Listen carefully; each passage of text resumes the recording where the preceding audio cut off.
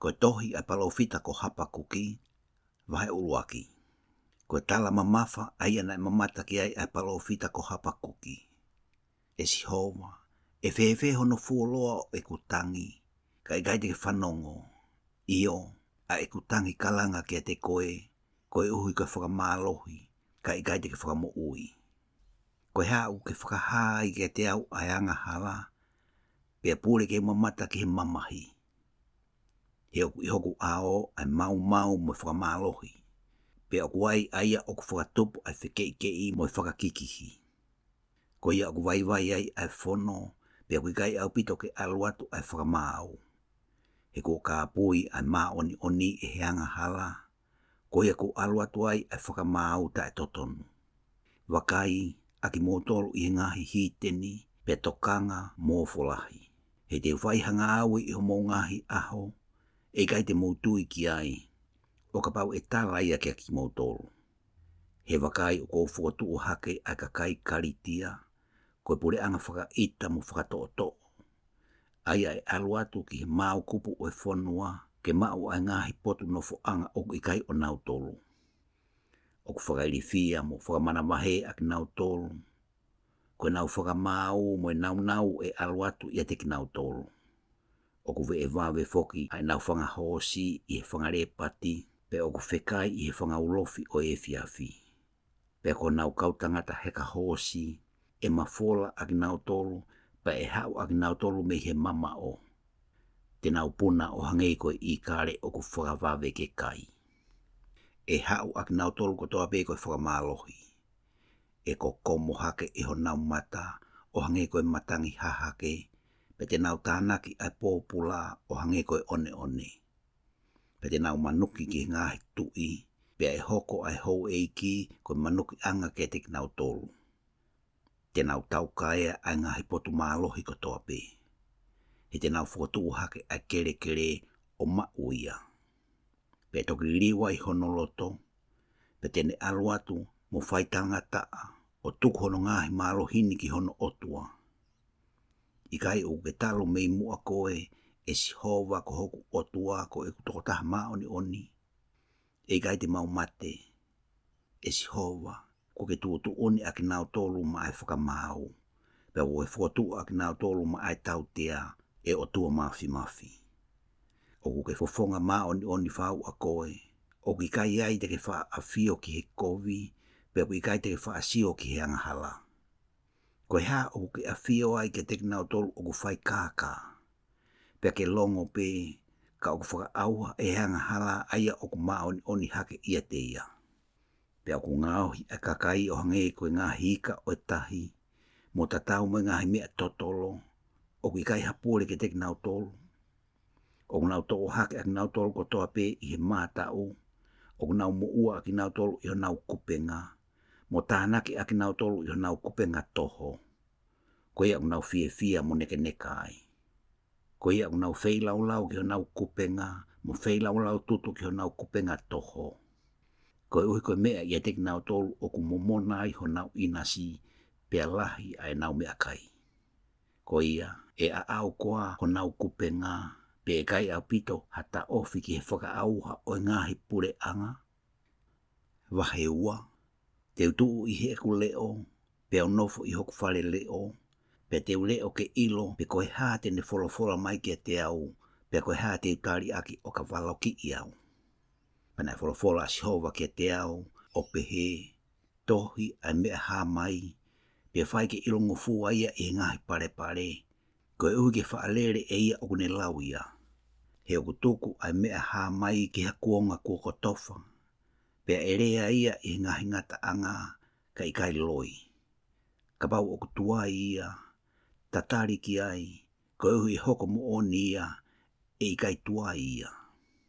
Wakai, ko ia o kuhiki hake a hono lau marie, o kui kai anga tonu ia te ia. Ka koe tonu hia e mo ui i ene tui. Koe mo oni, hangei koe tangata o kuanga hala i he waine, o kuwhialahi ia, pe kui kai nofo mau i hono api.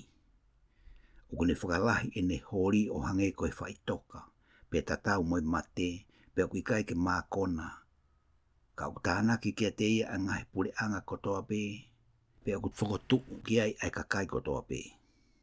E kai tō hake e ki nau toluni kotoa pē ai rea whakatātā kia te ia. Pe mo rea tau kai kia te ia o pehe. Ke mala ia kia te ia o whakalahi aki aia o ikai a ana. E whewhe hono fuoloa. Pia kia te ia o whakamamafa aki e ia ai umea matolu. Ikai e tū hake whakafoki wha aki nau tolu o uusi koe. Pea a aia e whakaita i koe. Pe e hoko koe koe vetea ke te nau tolu. Ko uhi ko whakamalohi ke ngahi pure anga lahi. E whakamalohi i koe e he toenga kotoa pē o e kakai. Ko uhi koe toto o e kakai. Mo e whakamalohi ki he whonua. Mo e kolo. Mo ki nau tolu kotoa pē o ku nofo ai. Ke mala ia ke te ia o ku manu ki he koloa kovi ki hono whare. Ko uhi ke ne ngauhi hono pununga i he maolunga. Ko uhi ke whakahao fia mi he malohi o e kovi. Ko ke whirio i ai whakamaa ki ho whare i he tuusi o e kakai tōlahi. Pia ko ke anga hala ki ho lau maarie. E tangi ai maka mi he horisi. Pe e tāria e akau whata o e whare. Ke mala ia ke te ia o kulanga ai kolo aki ai toto. Pe whakotuu ai kolo i he anga hala. Wakai, ikai o kumeia sihova o he ngahi kautau ai ngā ue ai kakai ma ai a whipe. Pe mo e whakamamahi i ai kakai e ki nau tolu i he wainga mooni. Ko e uhi e whakafonu a mamani i he ilo i he nau o sihova. O hange o ufi ai kristahi e ngahi vai. Ke mala ia ke te ia o ne atu ai inu kona ki hono kaunga api. A koe o kutuku ho hina kia te ia. Pea ke whakakona whoki ia ko uhi ke sio ki he nau telefua. Ko whakapito aki koe ai whakamaa ko nau. Ke inu whoki. Pea e puke koe i he te mo e ofolahi.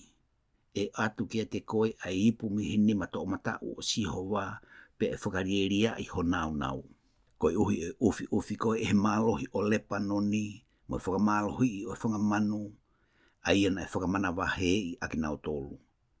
Koe uhi koe toto o i kakai. Pea koe uhi koe whakamalohi i he whonua. Mo e kolo. Mo ki nau tolu kotoa pe o ku nofu ai. Koe ha hono aonga o i whakatātā kua tā. Koe uhi ke tā ia i he tufunga o ia. Pea koe whakatātā haka. Mo e ako naki loi. Koe uhi o ku whalala ai tufunga ki ene ngāwe. Ke ne ngāuhi ai ngahi tamapua noa. Ke mala ia ke te ia o ku pehe ki he akau ke a. Pe ki he maka noa tuu hake. E ako naki ia. Wakai o ku ufi aki ia ai koula mo e siriwa. Pe ku ikai au pito hamanawa i loto ia te ia. Ka ku ihono awhio anga tapu a sihova. Tuku ke longo pe a mamani kotoa pe ihono ao. Wahe tolu. Koe lotu a Hapakuki koe palofita i he sikaiona. E sihova. Kua whanongo ki o fola. Pe neu mana wahe. E sihova. Whakaageake ho ngā we i he lolotonga o i ngāhi tau. Whakahaia i he lolotonga o i ngāhi tau. I he hou manatu ki he alofa. Nai haere mai e o tua mei tīmani. Mo tōtaha maoni oni me he mo unga ko palani. Nai ufi e ngāhi langi i hono nau. Pa nai whonu a mamani i hono whakamalo. Pa nai malama ia o hange koe mama. Nai aluatu ai mama ulo me hono nima. Pa nai ai ai whakafufu o ene mafi. Nai aluatu i hono ao ai maha ki whakaauha. Pa nai aluatu i hono wae ai maka whewhie o kuvela. Nai tu uia o fuafua ai whonua. Nani a whioi. Mo whakamowete vete ai ngahi pure anga. Nai whakamowete vete ai ngahi mo ungata ai ngata. Nai o whee hifo ai ngahi tafunga tu umau. O ku ta ai ngata a hono ngahi aluanga. Nai mamata o ku ihe mamahi ai ngahi whare whehitaki o kusani. Pena e tete ai ngahi pui o e whanua ko mitiane. Nai mamahi a sihova ki he ngahi waitawhe. Nai ne houhau ki he ngahi waitawhe. Na i he tahi a hono tupu tāmaki, ko e hui nā ke heka ai i ho whanga hosi mo ngahi sariote o e whakamoui. Na e tō o teke a ho o kauwhana, o whakatatau mo e ngahi fuakawa ki ngahi whaahinga i o ko ho o wholofola. Na ke whahi aki ai whonua ai ngahi waitawhi. Nai mamata kia te koe ai ngahi mounga, pe nau te ai. Nai aluatu ai whetawhi aki oi vai, nai whakaha e he moa na a hono leo, pe hiki hake hono ni maki o lunga. Nai tu mau ai la a moi mahina I hona nofo anga. Nai aluatu ho ngahi ngahau I hona mama, pe I he ulo ho tau ngingila. Na ke ha ere atu I he whonua, I he tupu tāmaki, na ke haha ai hiteni I ho hou hau. Na ke mea atu ko uke whakamo ui o ho o kakai, Io, ko uke whakamo ui o ho o kaupani. Na ke tā I ai ulu oi whare o anga kovi, na ke whaka auha hono tuunga o au ki he maka. Na ke hoka I ai ulu o eni kautau me hono ngahi whaahinga. Na e hau aki nau tolu o hange koe a hio ke whakamowe te au. Koe nau fia a ngā ia, ke keina ai masiva I he fufu. Na ke ha e rea tu mo whanga hosi I he tahi, I he whotu unga o ngahi wailahi. I he whanongo ki hore o, na ngā lulu hoku whatu, na te hoku ngutu I he leo, na hu ai popo ki hoku ngahi hui pe au te I te au. Ka te umalolo I he aho oi mamahi, o ka hoko hake ia ki he kakai, tene hoko mo ne ngahi kautau kia te kinau tolu. Neongo ene I kai fisi ai akau koe fiki pe I kai hafua I he waine. Pea kovi ai tupu oi olive pe I kai I he ngahi ngowe ha mea kai. Pe e motohi ai whanga sipi me he loto a, pe I kai ha whanga manu I he ngahi tuunga. Ka neongo ia te fia I Yesihova. Pe au neke neka I he otua o hoku whakamo ui. Koe kumalohi Yesihova koe otua, pa tene ngāhi hoku wae ke hange koe wae oi haini te, pa tene pūre ke ewa I hoku ngahi potu maa lunga. Ki he ekutaki mua oi fasihiva I he nekina.